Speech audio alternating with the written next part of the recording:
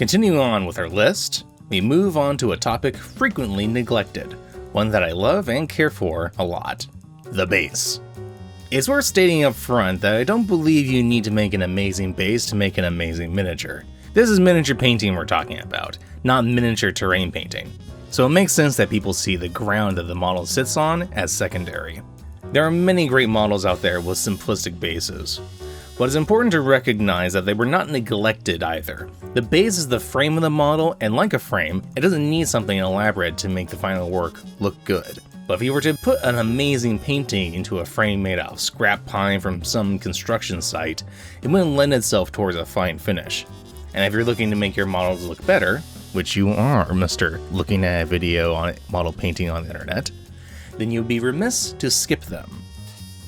The first style of base is simple glue and particulate. You put some white glue on a base, stick your model in the sand or whatever it is, and let it sit for a little while. Pull it out, job done. It's simple, it's easy, it works. This is your basic base. Effective for hordes of little guys that you don't care much about. A massive 50 skeletons does not need to have amazing basing. Oh, you better believe it is, because here come the skeletons. You want to f*** with the infinite skeletons? Graphs Tufts are the first upgrade to a base like this.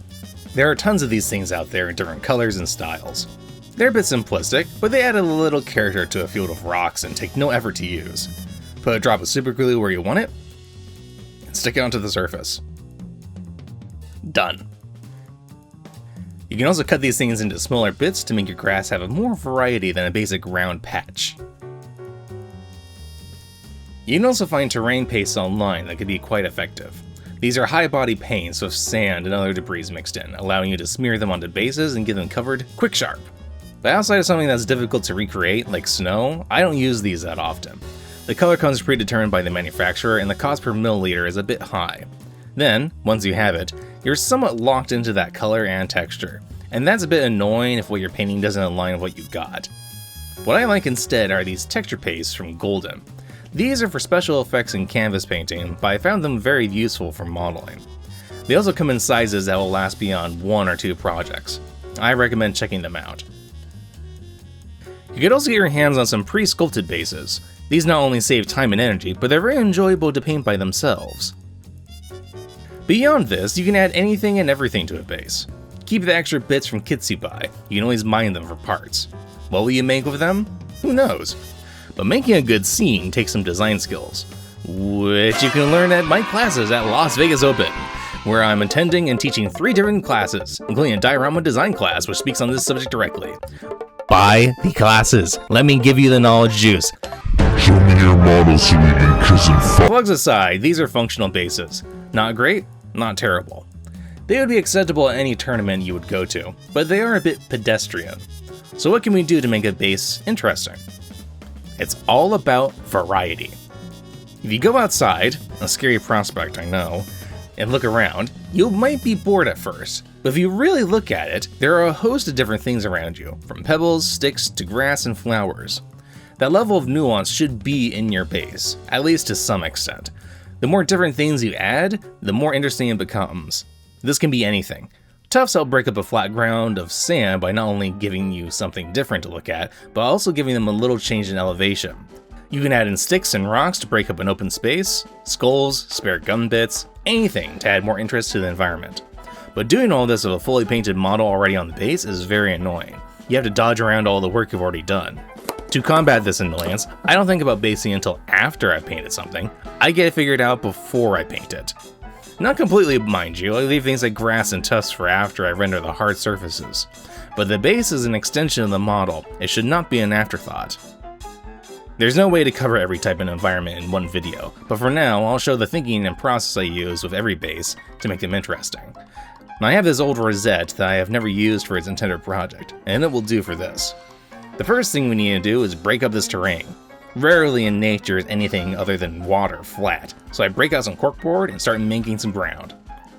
I trace a line around the cork and cut to shape before I set it down. This does not need to be exact, but it should be pretty accurate, as I will need to support a barrier later, and it will be better if I am more precise now. The front of this round will not have a barrier, and that contrast will give this round a distinct front, ushering the viewer to look at the model from the correct angle. Beyond that, I rip apart cork with my hand and make a rough pond shape, and glue it down with PVA, aka white glue. In making a natural base, it helps to use natural materials. Little sticks and rocks will help make the bed of a pond. A more fluid PVA such as Mod Podge is useful for this. I also add a little bit of scenic glue to loosen things up. This is little more than a 1-to-1 mixture of white glue and 70% alcohol, which makes the glue fluid and disperse with ease. We'll come back to this in a moment, but for now I take an old brush and just wiggle things around until I like the arrangement. The main texture of the waterbed here comes from a fine beach sand and a combination of coarse and fine texture gels from Golden. The main benefit of these gels is the fact that there's sort of glue in them already, an acrylic medium, so they don't need to use other materials to stick to the base. Plus, the pumice is a bit larger than my sand, so it adds to the variety of the waterbed.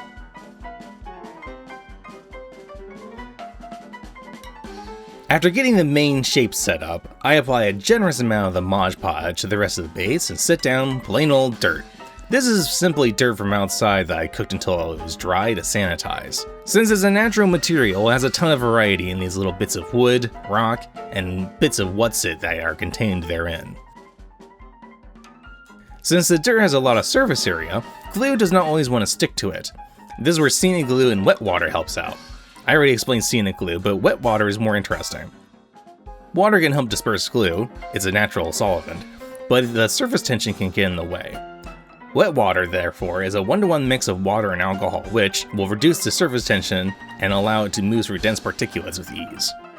Along with the scenic glue, you can help adhere tiny little bits to the surface. I drilled a hole in this stump here of my drill press to set myself up for the next stage, the tree!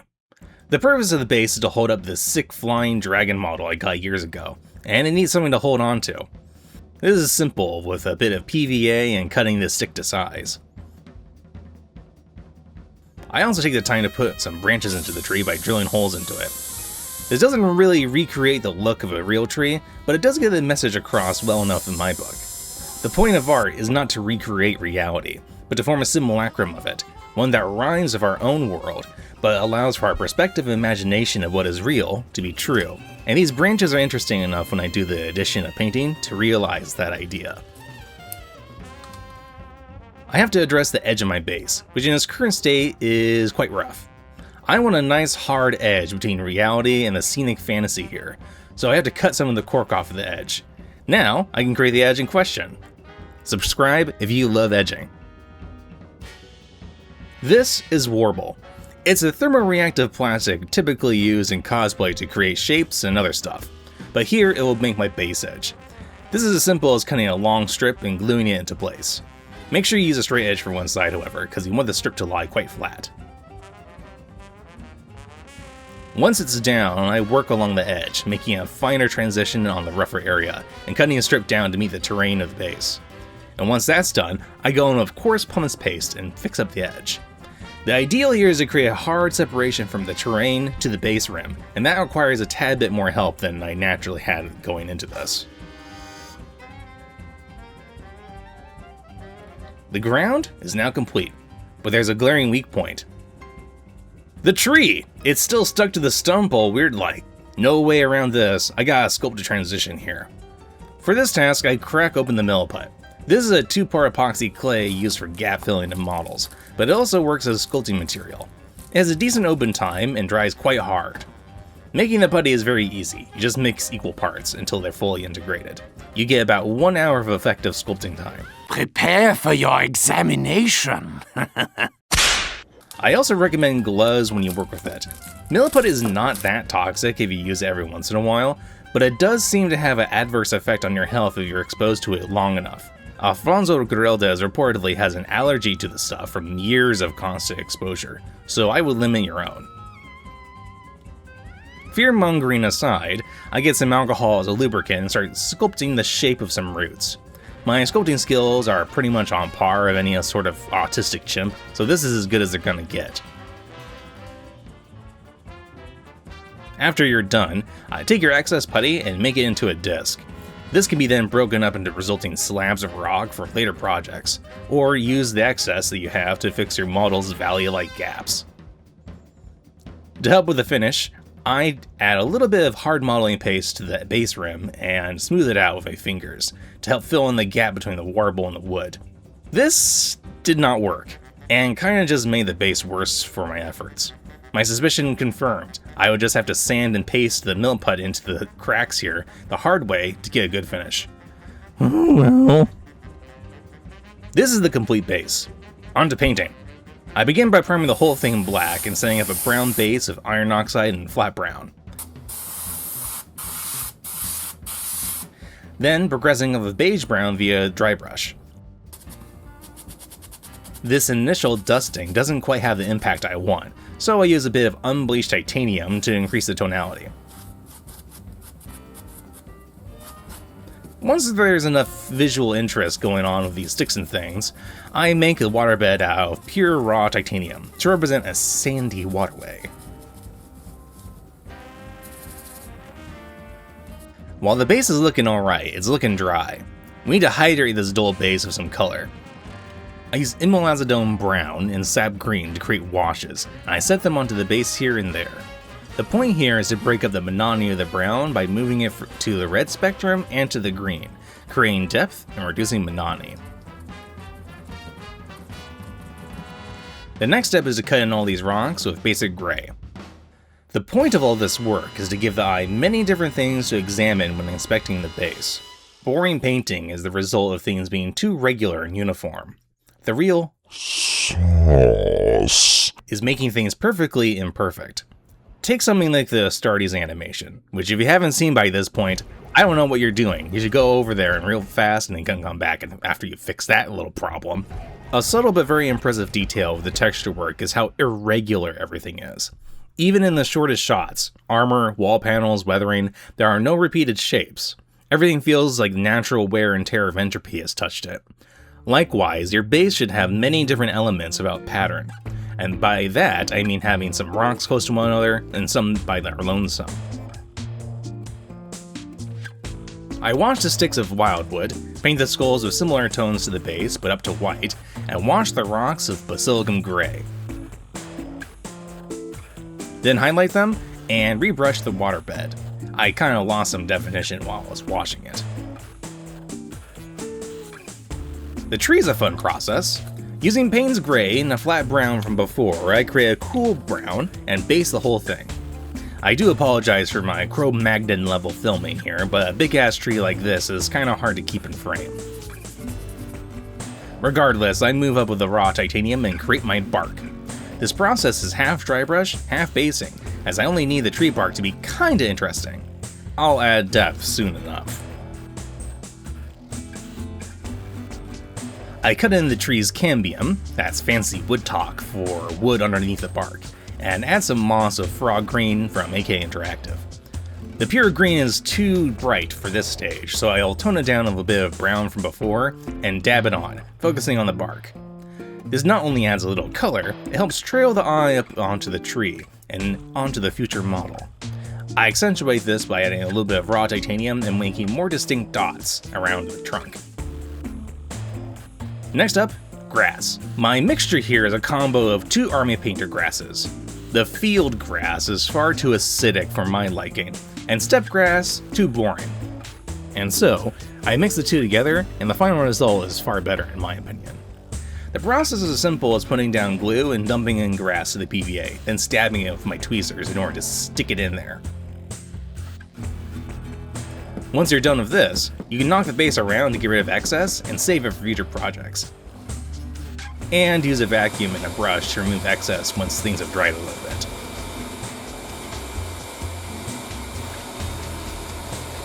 Time for tufts.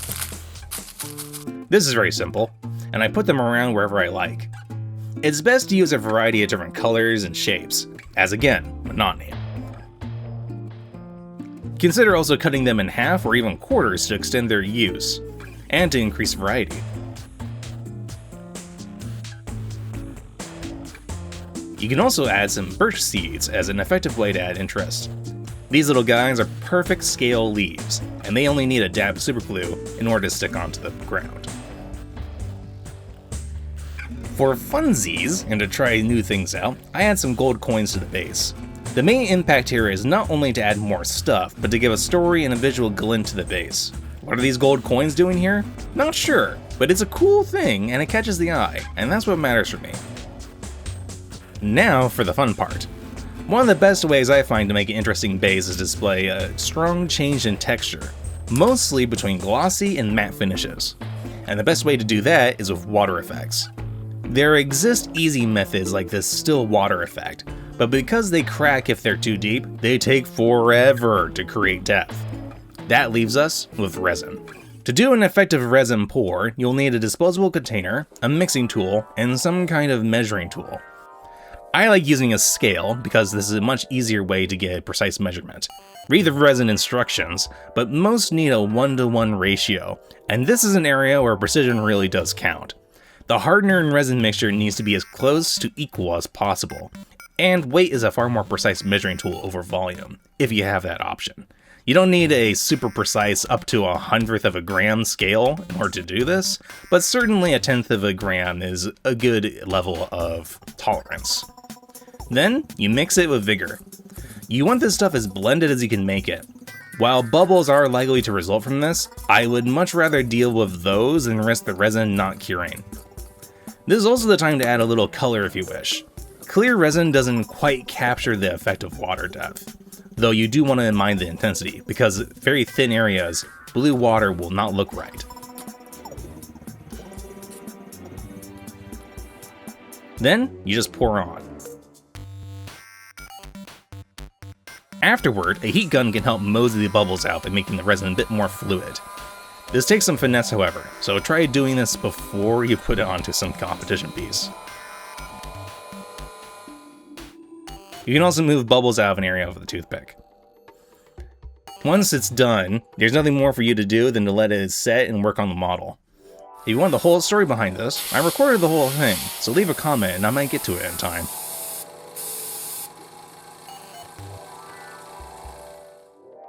Once the resin dries, it's time to add some motion. I use water effects from Vallejo to create waves and extra movement to this creek, as well as taking time to add a little bit of moss to the tree.